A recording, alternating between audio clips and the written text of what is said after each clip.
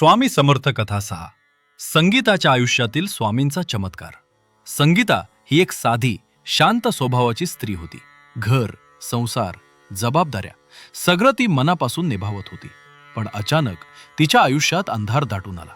पतीची नोकरी गेली, घरात पैशांची चणचण सुरू झाली आणि वरून लोकांचे टोमणे.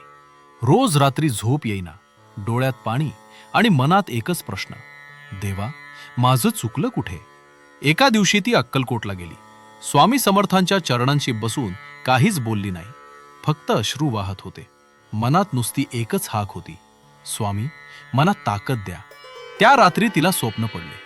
स्वामी समर्थ हसत म्हणाले, संगीता, तू खूप सहन केलंस, आता विश्वास ठेव, मी तुझ्यासोबत आहे.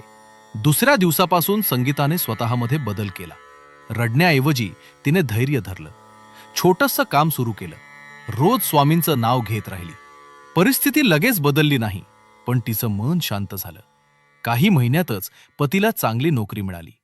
घरात पुन्हा हास्य परत आलं. संगीताला कळलं, स्वामी समर्थ संकट दूर करत नाहीत, आधी आपल्याला आतून मजबूत करतात. आज संगीता प्रत्येकाला सांगते, स्वामी समर्थांवर विश्वास ठेवा. उशीर होतो, पण अन्याय कधीच होत नाही.